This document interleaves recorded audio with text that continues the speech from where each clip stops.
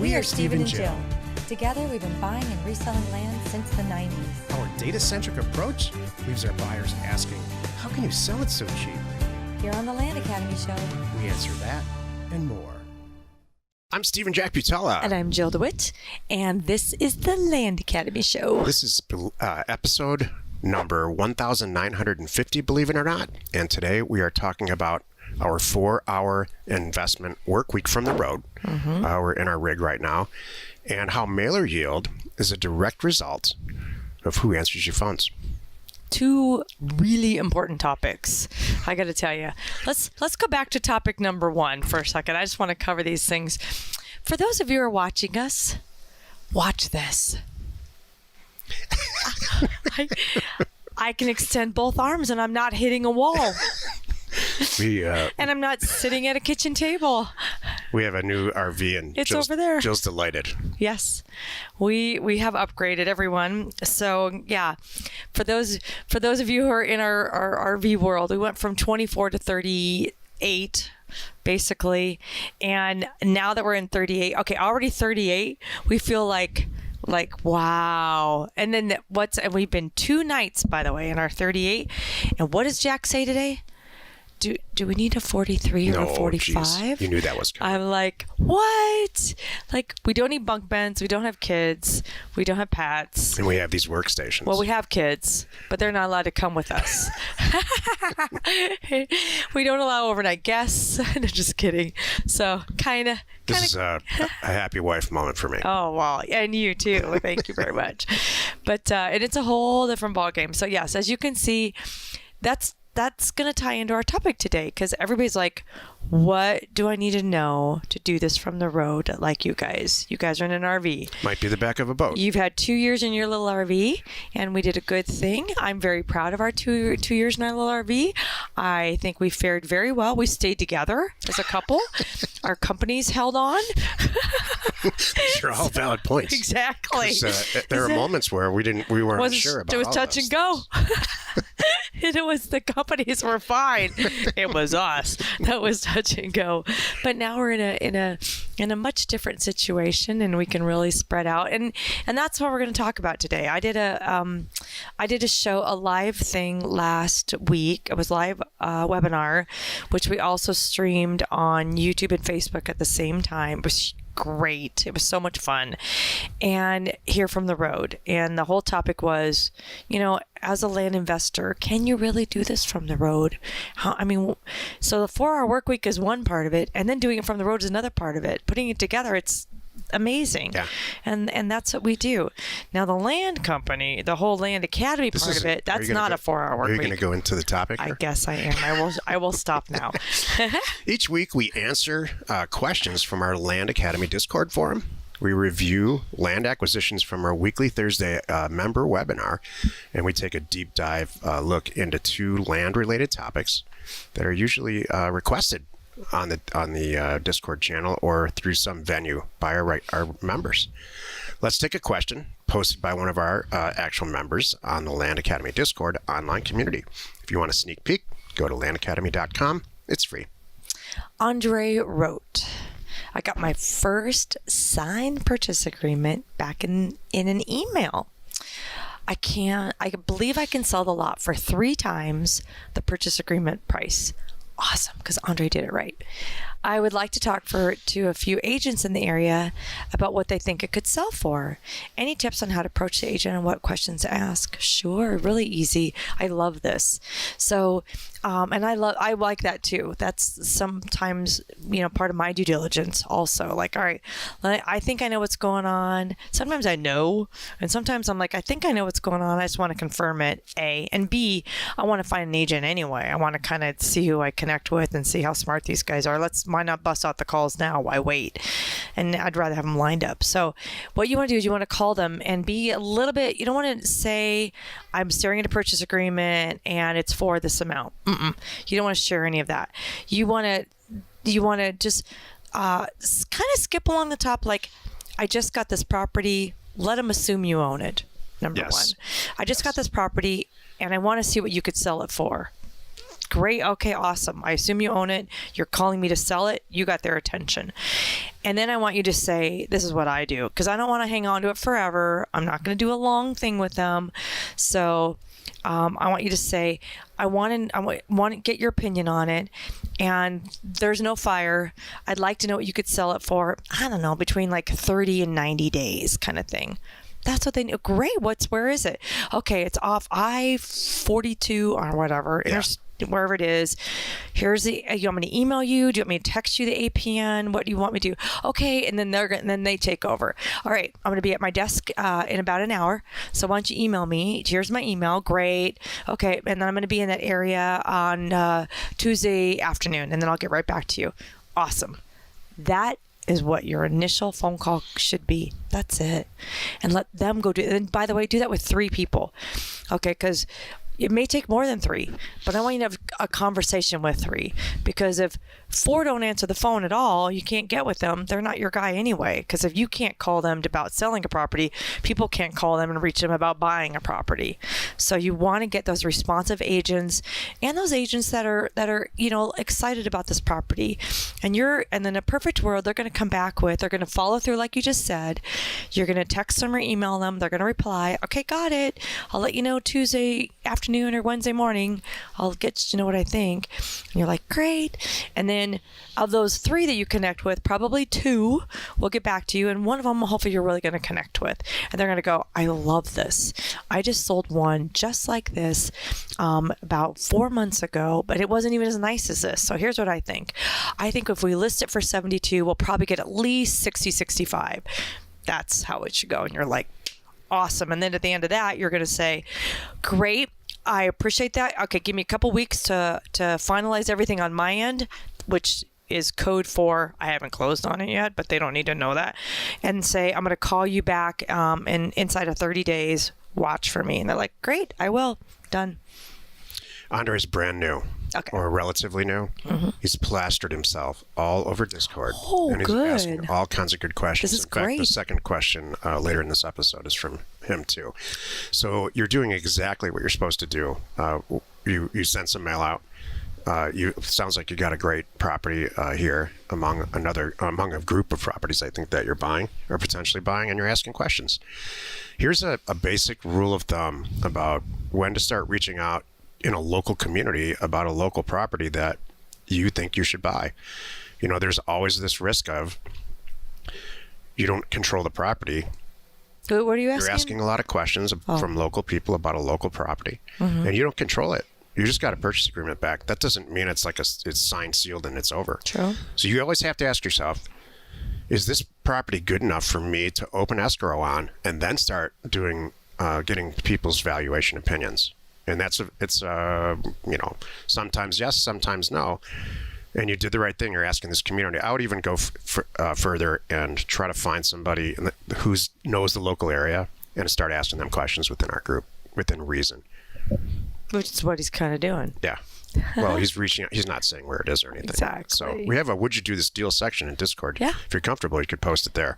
People are going to say, heck yes. I answered his question was just about approaching an agent and what to ask. I know.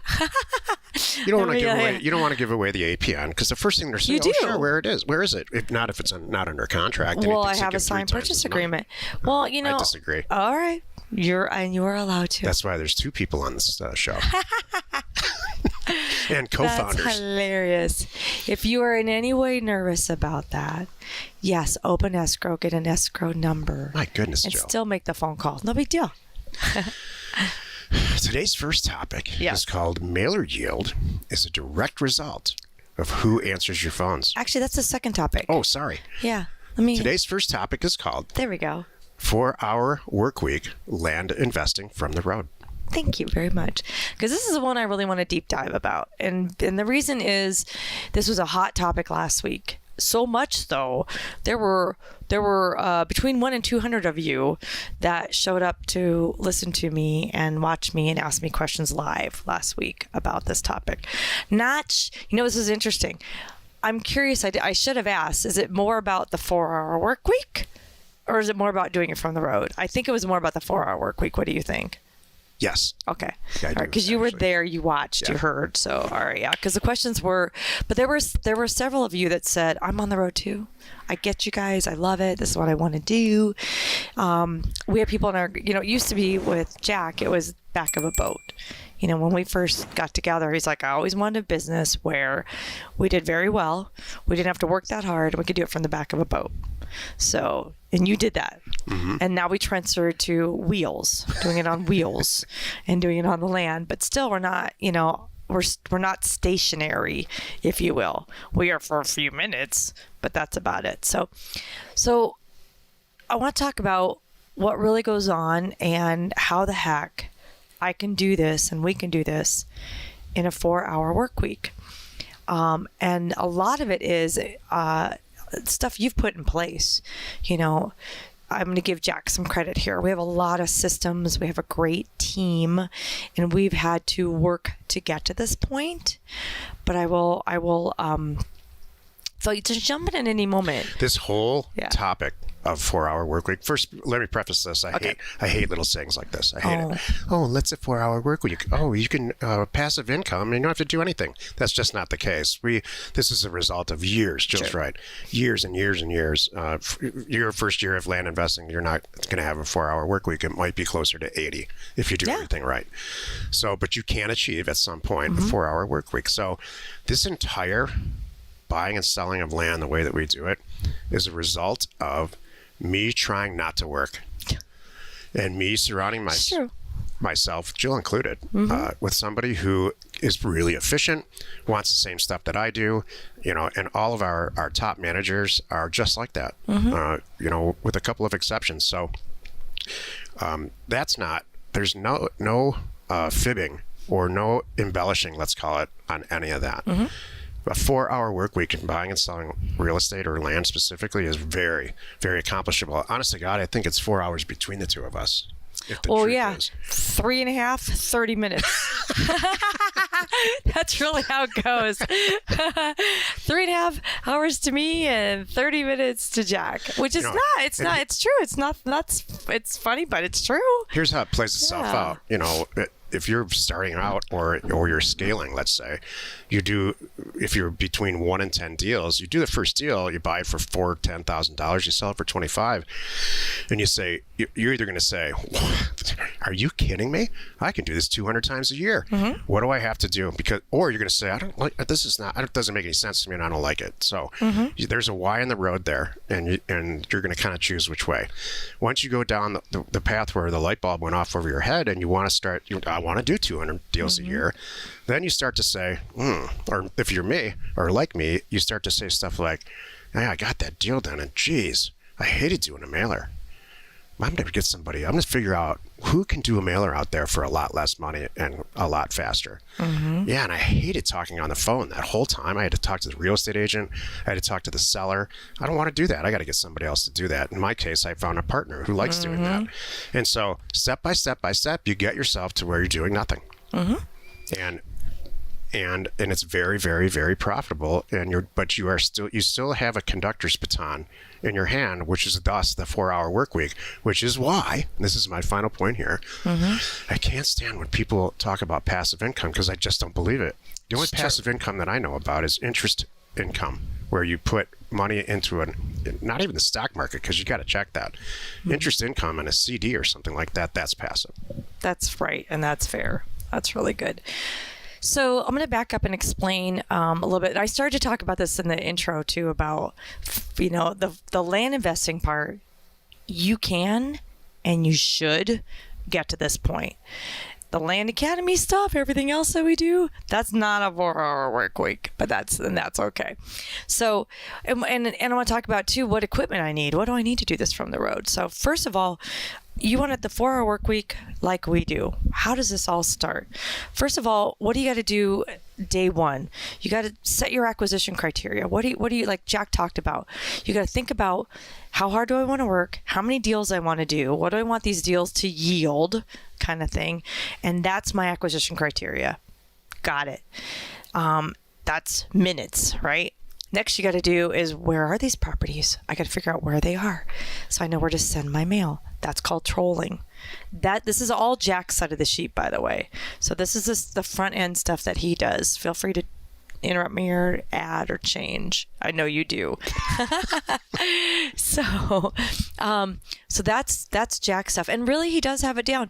And I joke about the 30 minutes. You know what it is in truth? He's always trolling. That's the thing about Jack. You know, that's the thing about Land Academy, why people are with us, because we're really focused. We're investors with you. I'm an investor first. We both are. That's our core bread and butter, our business. And we try to stay ahead of everything to make sure we have the latest and greatest data, make sure we're spotting trends in areas and learning to even identify trends, so we can come back and teach you and show you how to do this, so you too, your business will thrive like ours. Cool. Watching somebody bigger than us roll by on their way out of town. Like, okay. So anyway, that's our thing. So Jack's part is that, so he's always kind of trolling. I say 30 minutes, you know, but it's 30 minutes here, 30 minutes there. For him, I think he loves it. He's always on his phone looking at areas. We know our acquisition criteria, or we know what's within our threshold, let's say. And I'm going to say our acquisition criteria is pretty much always what's the hottest. Am I right? Yeah. So it's going to change. If Changes all the time. we see a lot of things selling in the $75,000 range, I'm going to tailor my stuff there. If I see a lot of things selling in the $110,000 range, I'm going to tailor it there. I usually don't go too small because I don't want to swim in that pool, you know, kind of thing. I don't want to deal with that. It's going to be in the healthy pool where I know I'm going to make a good profit. I'm not going to jump up and down for $9,000 profit. I will jump up and down for $90,000 profit. That's the stuff I look for and above. So that's, you know, the kind of the first things you're thinking about. And okay, and think about this. And as I go through this, I'm going to tell you what equipment you need. What do you need to do this? A phone. That's it. A phone. You don't even need Wi-Fi. Your phone has internet. You know, you have your hotspot. You have whatever. You can be sitting there at a restaurant, or waiting to get on a plane, or, you know, at lunch and bored, and you could be trolling and going, we just drove through that area. I look at this. I just noticed some things, and I look on the other side of the ridge. I noticed this. Jotting down on my phone those zip codes. I'm gonna look those up later. Okay, so that's a little bit of what you need to do. Then you come back. Now you're settled. Whether you're in a hotel room, whether you're on your boat, whether you're in your rig parked, you know, you're going to spend a little time again on your phone, you know, looking deeper. But now you're going to get your laptop out and start really looking at these areas and looking at how many properties are for sale. This is all part of the trolling that we teach in Land Academy.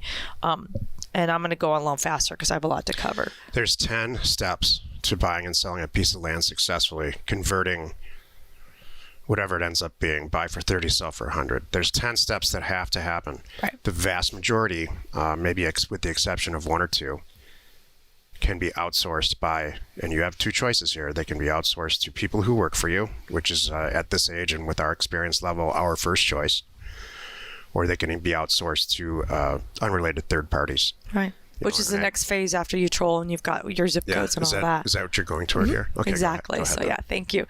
So we've got that part out of the way. Trolling is something that I don't think you can outsource. You have to decide where you're going to sell. That's what I'm saying. So I'm saying I'm going to identify in the 4-hour work week who does what and what you need. Good. So yeah. So that I'll. Are you asking me to speed it up a little bit? Okay. Because I could go for a long time on this. So all right, I will. I'll keep you on track. Okay, I'll try to go at a healthy pace. So the next step, okay, that's something you should do, right? It's 4-hour work week. Focus on that. Now you've got your stuff. You run what we call a regular green test. You've done this at your computer. You really zeroed in on the areas. You've zeroed in on what's hot. You know exactly what size. You know exactly where you want to do it. This is the next step is outsource this piece. That's what Jack was getting to. Whether you have someone on your team that you have trained or they've learned from us, or you use our people, which is our concierge data, which you get through offers2owners.com, offers in the number 2 owners.com. And you say, I need these 6 zip codes. I want everything from 2 to 10 acres, fill in the blank, and then all the little criteria that you want in there. I need that data pulled. I need it scrubbed, and I need comps in there. I need it ready to go so I can set the pricing. How great is that? And it's kind of that fast. So now you're off doing whatever you want. Again, this is a 4-hour work week. Let them do all that work. Queue it up for you. Now you get back, it's 24, 48 hours later. You need to review that.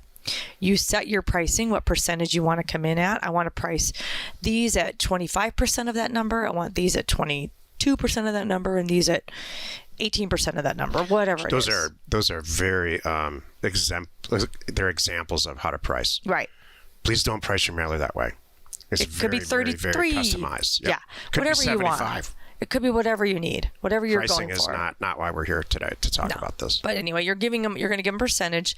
You're going to check them. I want you to eyeball them, spot check them, and let them do the work, by the way. And then this is outsourced again. Are you handwriting any letters? Nope. Are you doing all that? Nope. You already have set up, like we do, a company. Offers to Owners is our company, our direct mail company, because we got tired of people I'd explain it all the time. They didn't get what we're doing, and it wasn't as cheap. So we created that for you. So anyway, the mail goes out. So again, 4-hour work week. I didn't do that. I haven't really done anything yet. He did. I kind of haven't. So, which is the way it should be. I like that. Exactly. Now, here come the offers. Oh, wait a minute. I'm on the road, Jill. What do I do? My phone, the stuff's coming back. So what? Don't do it. If you're new, right? I want you to learn how to do this. I want you to understand about these sellers and things like that. But in a perfect world, you're not taking the calls. And we'll talk more about that in a minute, the value of a live person versus, Google Voice. But you've got something like Pat Live set up. So you're on the road. The calls are coming in, the mail hit, yay! The mail's going somewhere else. You're not even dealing with that. And that's more on another show. You have that outsourced. But at the end of the day... She means a UPS store or a P.O. box, not necessarily the USPS P.O. box, but someplace where your mail is going. It's either getting scanned in and getting to you, or it's being physically packed up and put into a FedEx package, which is how we do it. And we get all the mail for all the companies in one place, and especially when we're on the road here, we receive the package. There we go. So that would be it. So, and then the phone calls, which is the majority of it, honestly, especially in the beginning. The majority of it's phone calls, and that's Pat Live, or some other unrelated third party, that's answering the phones for you. And at the end of the day, you're getting a report of here's the 12 calls that came in today, and you get to look them over and go, ooh, like it. You get to listen to them. Yeah, that too. Pick the ones you want, and then the next 4-hour work week, next day, that night, whatever you is best for you. Now you're calling these sellers back and putting together the deal.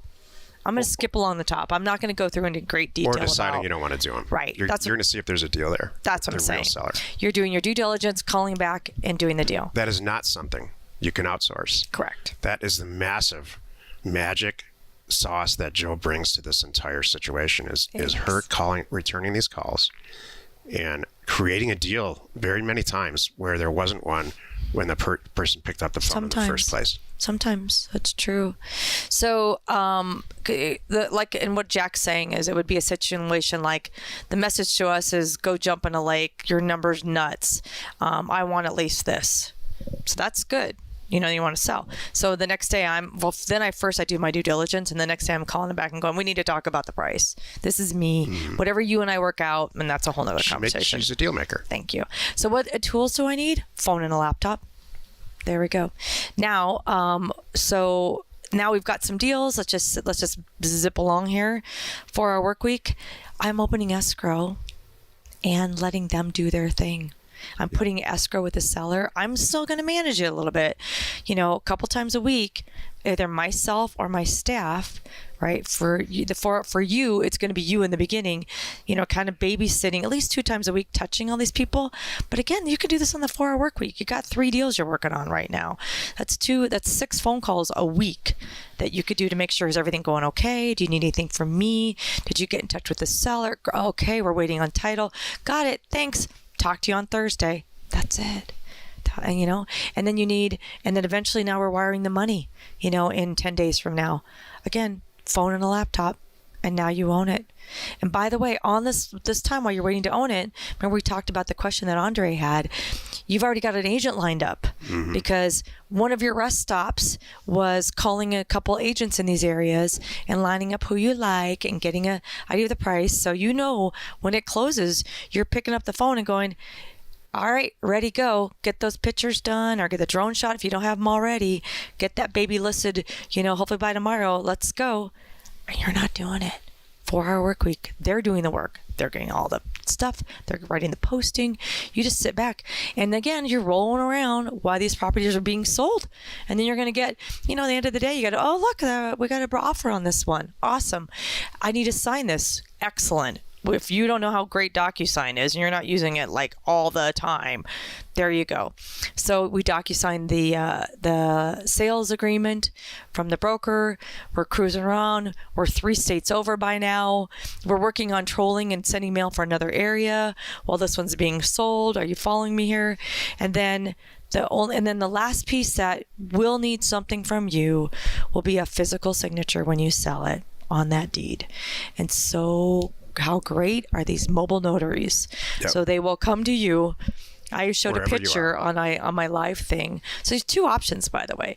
Mobile notaries are awesome. They will absolutely come to your RV. They think it's the coolest thing too, and they've probably done it before. Yeah, come on in. You want a cup of coffee? Sure. And we're going to do the signing right here and send them on their way. It takes 5-10 minutes. That's it. And they'll overnight them back to the title company. Don't even think about it.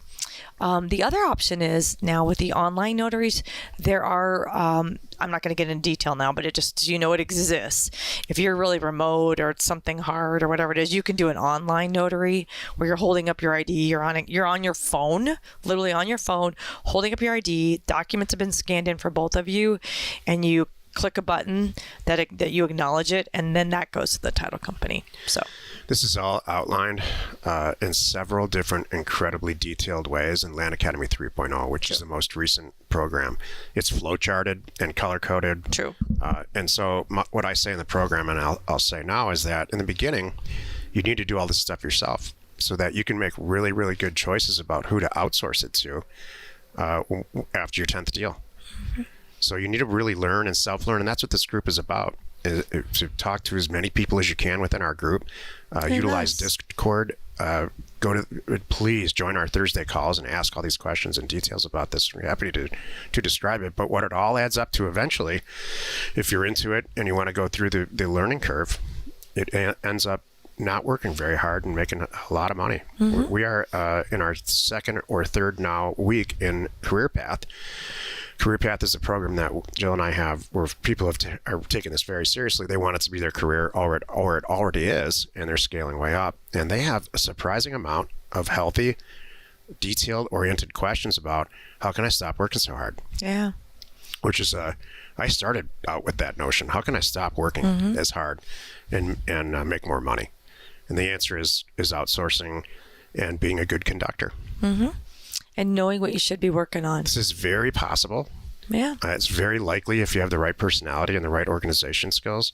And we have multiple, hundreds of current members that are doing it. Exactly. Let's take a question posted by one of our members on the Land Academy. I'm sorry. That's right. We need to take a look at a deal. Oh. Let's take another one. Let's take a look at one of our favorite land acquisitions. So when you're on the road, you don't necessarily have all the same equipment. Exactly. You might get a little confused. Let's take a look at one of our favorite land acquisitions from our weekly Thursday member webinar. Pepin County, Wisconsin, $6,000. Nice job. Let me back up here. The original offer was $62,087. Evan said, "I'll give you $6,000." That's where we are. Is access. One broker indicated that if because of the access can be established and recorded, it would sell for between 120, 140, which is obviously what you were thinking when you did your original stuff. And we would target between 80 and 100,000 for a quick sale. It's 40 acres. Legal is a work in progress. Owner is the one who called. Everybody's alive. This area is said to be good hunting land for turkey, especially deer. This would be how the land would be sold. Most of the land in the immediate area is now buildable per state DNR regulations. So people in this area use it for hunting, a huge pastime in Wisconsin. He's 78 years old. He got it for $2,800 back in the mid 70s. He knows it's currently landlocked and the DNR won't allow any building in the area, but the area is used for hunting anyway. Corroborated by a broker, waiting to hear back from others. I'll tell you, $6,000 for 40 acres in Wisconsin, I would buy it. You can't, and it's With going no to access. It's just hunting. Just sell it as hunting land and you're going to be fine. Yeah. Yeah. I'm looking at it on data trade and it's got like a river going through it. I just don't know how you'd access it. Even with access, the road's pretty far away. Look, this is what it is. And you're going to have to cross over other people's land and they're probably never going to know. We can't check the FEMA map, but it's a drive. 40 acres. I'd still buy it. It's in a floodplain. You can check it on data tree. There's on the layers. Just got a flood. The whole area is. Yeah. For $6,000, I would buy this. Would you, Brandon? Yeah. I mean, for $6,000, obviously I would try to figure out the access thing before, but I mean, what's the worst that could happen? You sell it for 10 on eBay. That's what Right. I would pick. Minneapolis is right here. We're going to sell the first week. Mm-hmm. Yeah. I mean, especially if it's worth 140 with access. I mean, gosh, that's worth just checking into for $6,000, trying to figure it out. I want to point out that people are often afraid of, oh my gosh, how am I going to get this person from 62,000 to what I really think it's worth, right? And Evan's a good example of the guy. I'm sure the guy knew. The guy paid $2,800 for it, right? The guy knows it has this problem. No one can build out there. The access issue, whatever. So you just matter of factly state it and let it go. And like, he sounds like he was agreeable because he knows.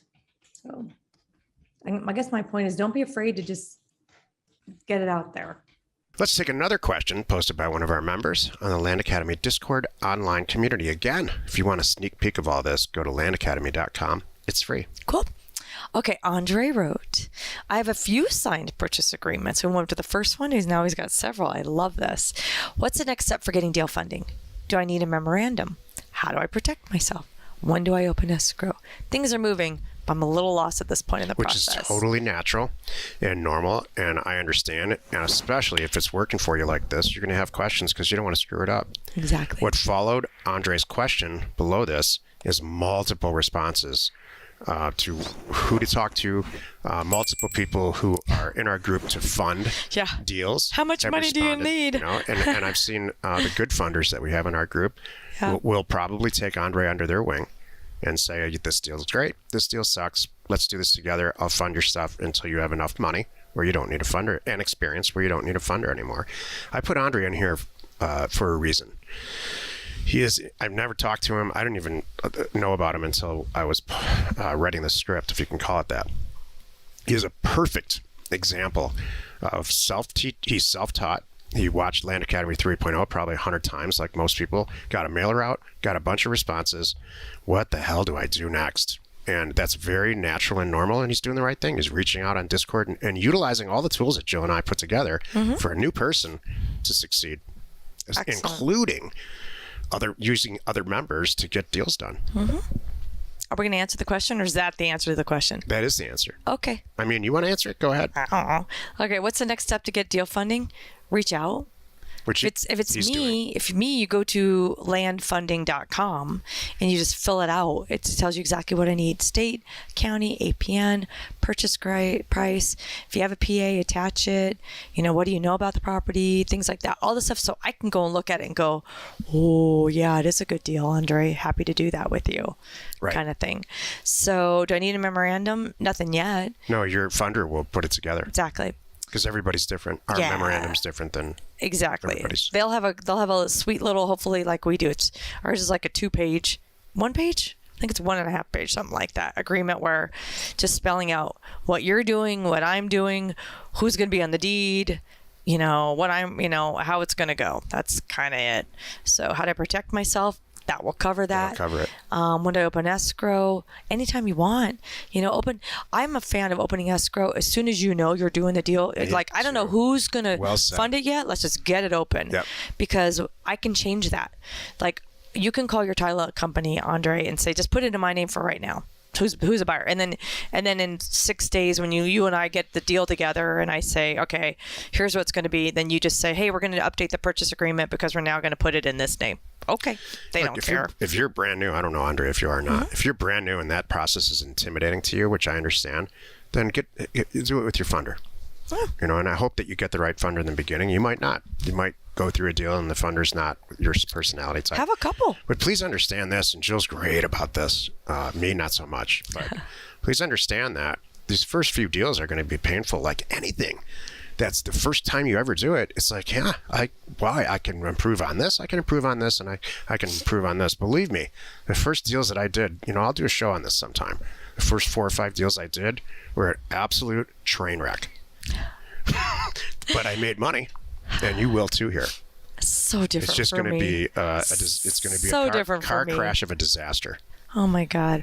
My first field deals were fun. I learned a lot. That's what I mean. get better. Jill's great about this stuff. I never call them a train wreck. It's like, tell me like your first few relationships. Profitable train wreck. That's going to be the name of my next ebook. Great. I love it. Okay. Awesome. Today's second topic is called mailer yield and how it's a direct result of who answers your phones. Let me lead off with this. As Jack has mentioned, before it was me and before there was a team, let's go back, but let's go way back. Let's go back to the 90s. The 90s, this person to my left was a one-man show. And so... Sad but true.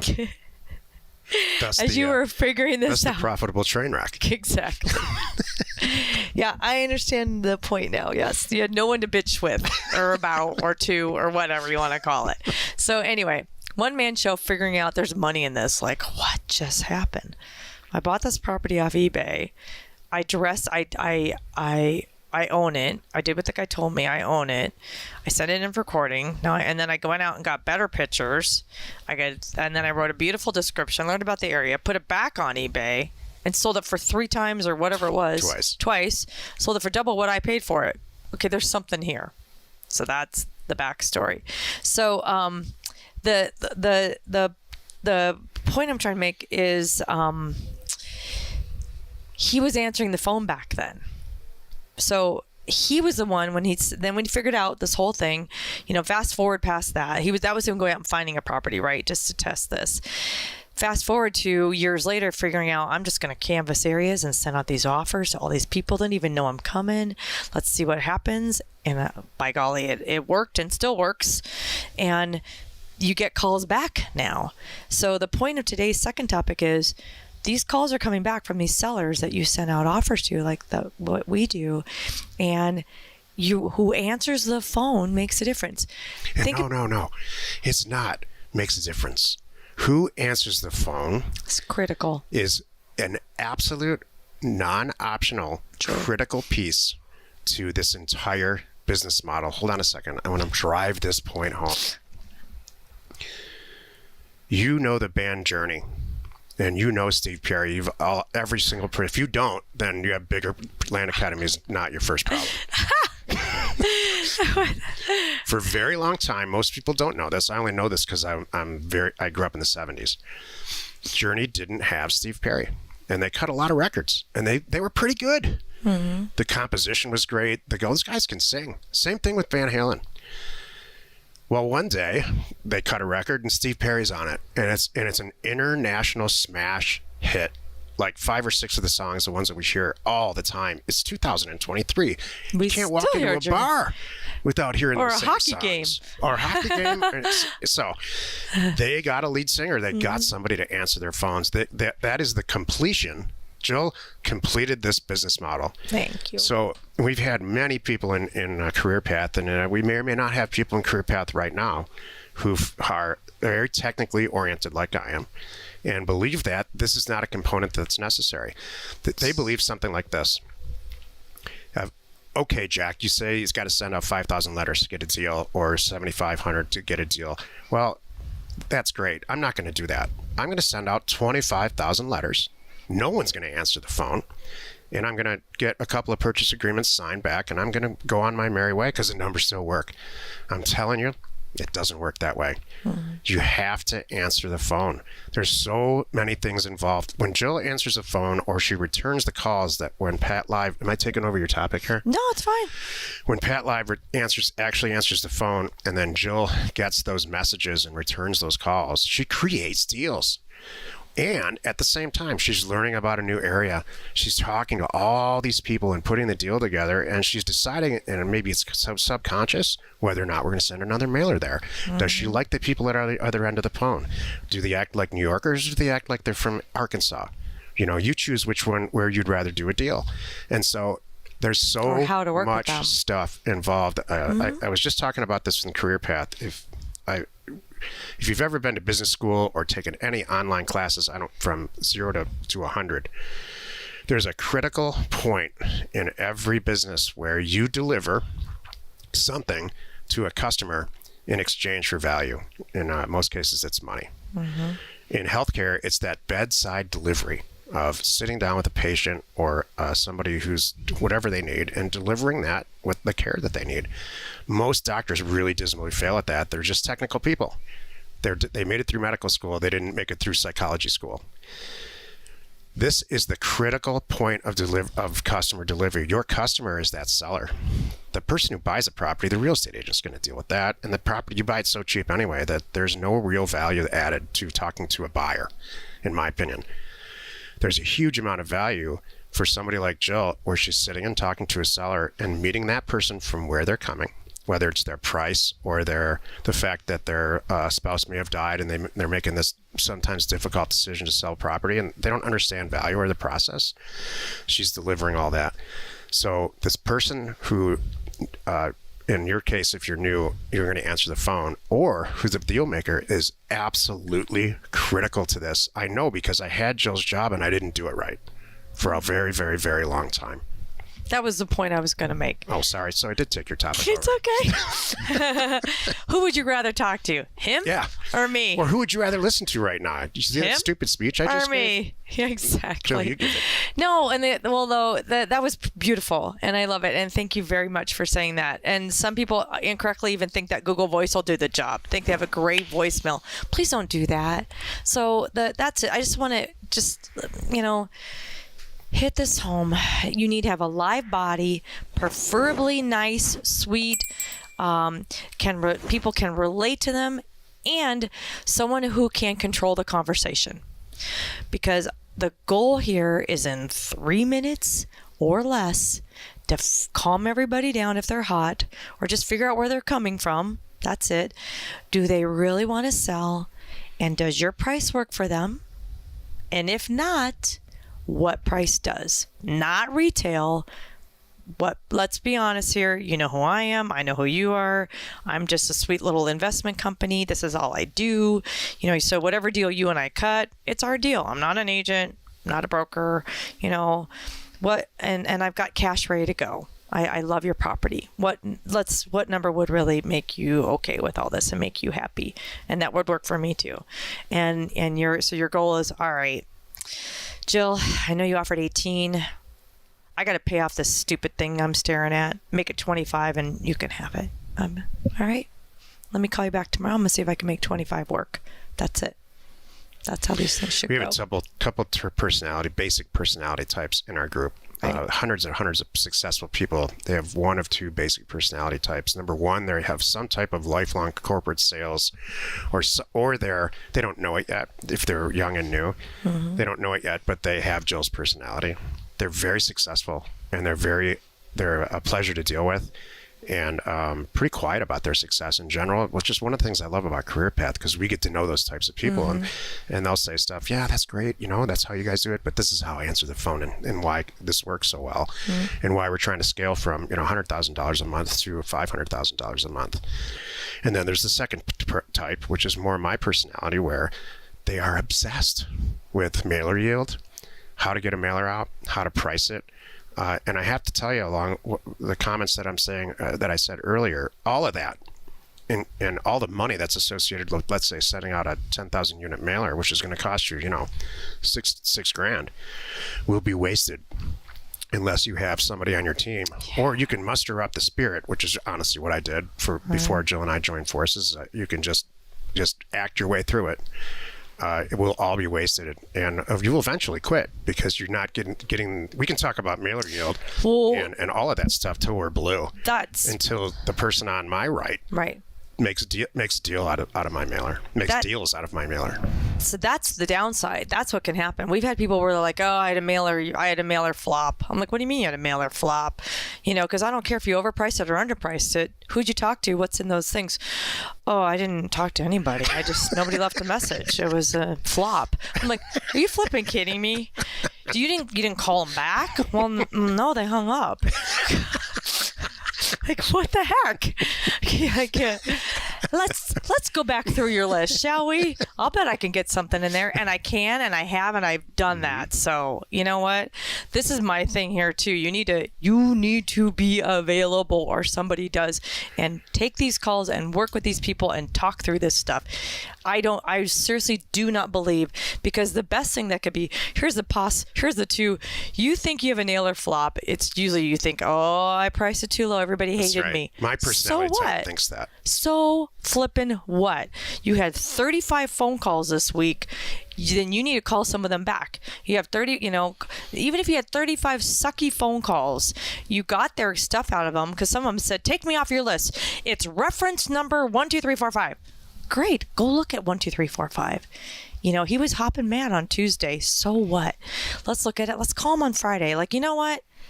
I looked at your property again, and I realized it might be worth more than I offered you, and I want to talk about that.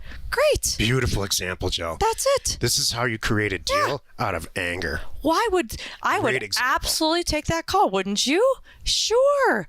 You'd be like, yeah, damn right, that's too low. Let's talk. Okay, great. Well, what did I miss?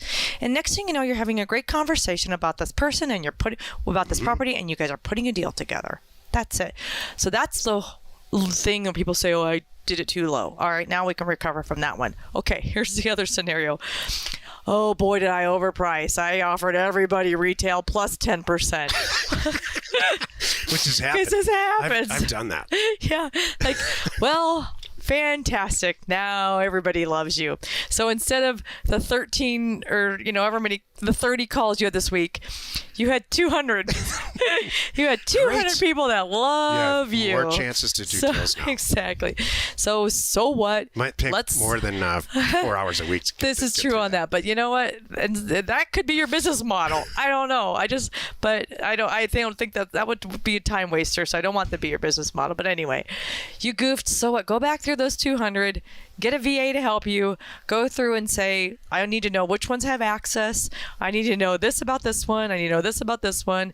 And then you can look at them and go, you know what? Of these 200, I really like these 20. I'm going to call these people back, and I'm going to have that tough conversation. That could be your business model. It could. I'm not recommending this. This is your business model. It's because it's a lot of work. It's too much work. It's too much work. But that could be someone's business model. Do a VA to screen them, and then you call back that these have all the 6.5, 7 A's that we're come up with another one now. Anyway, and you call them back and go, hi, my name is Jill.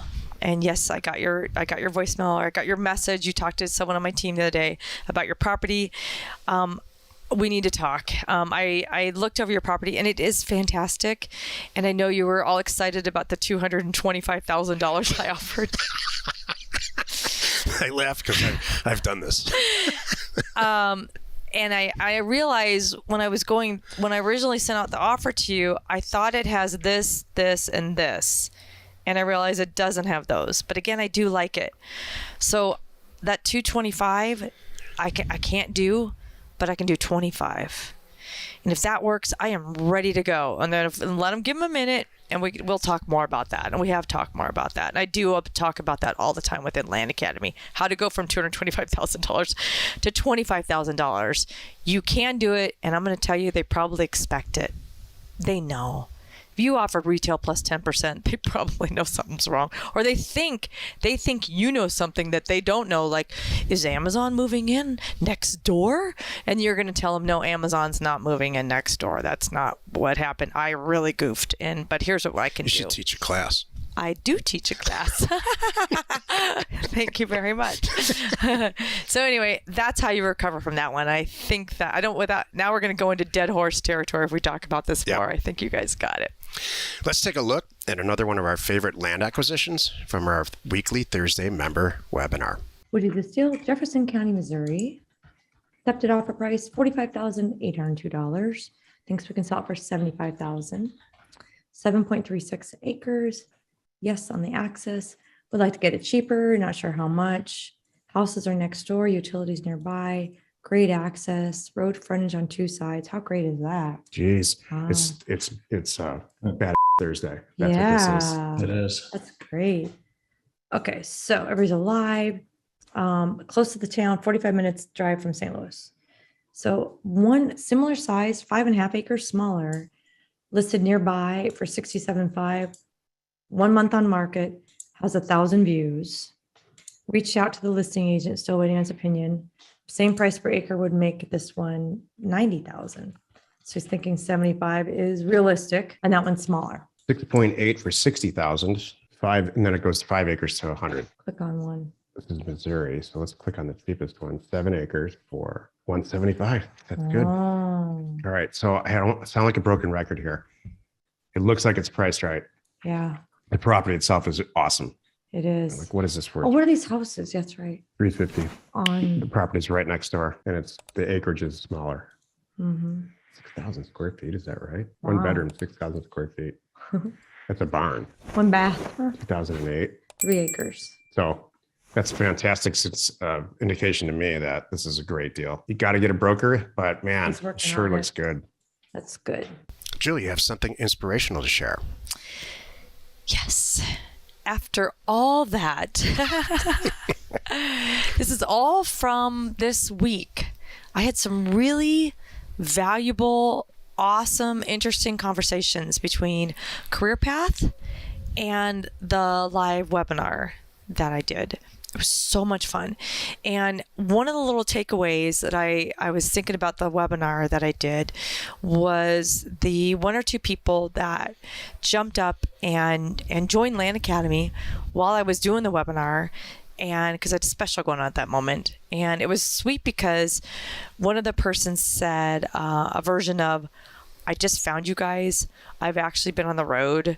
I've listened to like 10 hours of your podcast in the last 2 days, and I get it. And I am in, and I love that. And that's, I do a version of that. And so Yeah, my me too. inspiration, my note to myself was digging in on what sings to you. When you find something like that and it really makes sense to you and you're passionate about it, you know, I do that too, and I encourage you to dig in. You shouldn't. When something is too hard, you know, you know what? I'll give you a story. I'll give you a backstory here. Kind of like where we are with this RV. This whole process, we've been trying to get a bigger RV for at least 6 months, I'm going to say, Oh, maybe geez. longer. Yeah, about a year. That we've been thinking about upgrading our RV, but nothing made sense. He liked it, I didn't. I liked it, he didn't. The deal worked for him, not for me, you know, or vice versa. It was too far. There was just everywhere I went, there was something that wasn't. We knew we needed a bigger RV, and we knew we both were on the same page about that. We kind of knew the manufacturer. We were still kind of open. We agreed on that. We from the kind of beginning. did about the quality. We kind of agreed on that research, but the actual rig and the dollar amount and the floor plan and the size, none of that we were sure about. So, but this rig We owned it. We traveled 3 states over and owned it in 7 days. We both just it sunk to from us. finding it. I'm like, it checked every box, I think this is the one. every single one. Exactly. So that's a version. That's what happened to us, where it just clicked. So maybe you listening now, maybe it's Land Academy, maybe it's something else, but I just want to talk a minute about trusting your gut and your head, knowing that, oh, this is right, this clicks, and just going for it. And when something clicks and it connects with you, and then as you move forward in the process, as everything starts to fall into place, then you know you're on the right path. And I want you to keep on going with it. Like, so found the rig, he liked it, I knew who to call. It was a sweet girl who made this sweet video showing the rig. It was her phone number. She answered the phone. Okay, I like this girl, right dealer. and we can communicate. Too, yeah. So that's another like, it's all going in the right direction. Things are falling into place. Now we're talking money. I'm like, all right, here's the deal. I've got this trade in, and so they'll take our trade in. Okay, there's another positive thing in the right direction. And the last thing is, how much is the difference? What was the gap? And it was acceptable to me. Yeah, I said, how Let's close be can you honest, get to this? Jill wouldn't have cared what number that was. I do care. We're a I do team. care. But We're there a was a team. number that we needed to get to. I'm like, how close? And then we had a number that we together agreed upon. If it's in this range, we're moving forward. And then it was. And then, like I said, so that's my thing. So whatever it is that you're moving forward or you're doing, whether it's Land Academy or something else with your life, trust your gut, trust your head, and those extra steps, if there's green light, keep on going. I have an anecdote too, and it's not as positive. Oh, are you just going to undo what I just did? No, I'm going to be very realistic about this. Okay, go ahead. Because there's something that you said within all those words that you just said that's really, really important to understand. It has to sing to your head and to your heart. So when I was very young, starting out, long before I even knew that I was going to be involved in land or real estate or anything, I knew I wanted to be wealthy. Oh. And so that thought, it was in my soul and in my head. That thought can lead you to not the best decisions. That's same thing like with a girl. You know, you meet a great girl. Everybody's on their best behavior. Yep, this sinks to me. I'm going to dig in on this. And then date number 2 or 3 or 4. It's just, again, it's a train wreck without the profit. So you got to make sure that there's a balance between your head and your heart, and your gut. and your gut, and define what sings to you. Like, because you can't just say, I really like how that girl looks and she's singing to me. 2 out of 3. Or, I really want to be rich, so hold on. I like this girl. She's pretty, but boy, she expensive. Or I really, really, really want to be wealthy, and selling cocaine sings to me. Yeah. You see what I'm saying? Yeah, that's true. You don't want to just follow either your head or your heart. It needs to be both. Or have women are better at having feelings. Like if it's the right feeling, then there's a chance it might sing to you eventually. But still, your head has to say okay too. Yeah, I agree. Jack, so hopefully you didn't bring mine down. You didn't bring it down. That was actually good. Thank you. But so what do you have informational to share with us today? I'm heavily into the research/writing portion of pre-launching a company that I'm going to launch later this year called ManPlan, MANPLAN. You are launching? Pretty much. Well, we're both going to do it, Okay. I guess. I guess we're going to do it together. We don't know yet, but I hope it's both of us. I may be invited, I may not. It depends on if it sings to his head and his heart and his gut. There's a lot of derogatory things I could say right now. Right now, it might be 0 out of the 3. A substantial portion of ManPlan is about helping people, helping each gender understand each other, and helping people convert those feelings of, let's say, I want to be rich, to, okay, how am I going to be rich? Now, we're all covered that we want to be that way, or wealthy, I should say. Now, how am I going to do it? Successful. And so there's a lot of concepts that I'm reading about, a lot of great material out there that's non-schlocky, that's not self-help stuff. It's actual real concepts like, hey, consider this. Another great example of, and I'll define self-liquidating debt because it's new to me. I just learned about it this week. Another great example is I just read this sentence. middle class people who can't break the veil of getting out of the middle class into an upper class, and I only mean wealth by that. Pay their taxes first, and then they pay their bills. Wealthy people pay their bills first, and then after all that expense, pay taxes. That's sung to me. So there's all kinds of things that I'm researching, and I'm kind of inadvertently plugging ManPlan here. If you want to go to ManPlan now and type your email address in and get notified as this thing gets released, it's available to do that. Self-liquidating debt is a really cute name for something that we've all known about. I've always known about this as a recovering accountant, but I never heard this phrase. So we're all familiar with debt, and all of us are mostly familiar with how bad it is. I go buy an expensive car, brand new. We've all made that mistake, and then I got to pay all these fees and all the stuff that's associated with it. And it's always worth less than what I owe, and you never get out of that. That's just tertiary debt. It's terrible. Same thing with the mortgage. Sometimes you get out of that okay. More often than not, this day and age, I really think if you do all the math, not so much. If you go and buy an apartment building, and you utilize a rational amount of debt at a great rate, and the deal works, and the debt service coverage is okay, and all of that. This is the stuff we'll talk about in ManPlan. It's okay to take some debt out on that because it's self-liquidating. The actual first month's rent that you collect out of that new apartment building, if you do the deal right, covers the debt. And then is it really debt? It's tied to the building, not you, if you do it right, if it's non-recourse debt. So there's no damage in doing self-liquidated debt. So I guess my big picture point is here, and maybe this isn't, it's informational, not inspirational. Jill's inspirational, I'm informational. Think about this stuff before you sign your name about what's really, really happening. Tertiary debt's bad. Self-liquidating debt can be great. It can be a great tool to move you through the cycles of wealth. Thank you. She just fell asleep. Oh, I totally zoned out. It's all right. Join us next Wednesday for another interesting episode. You are not alone in your real estate ambition. We're Jack and Jill. Information And inspiration to buy undervalued property. We hope you find our content valuable, and we appreciate your support. If you have not already, please check out our channel and hit the subscribe button. And your comments and suggestions help us to create the content you're here for. Hitting the like button helps to support our channel's algorithm and gauge your interest for future shows.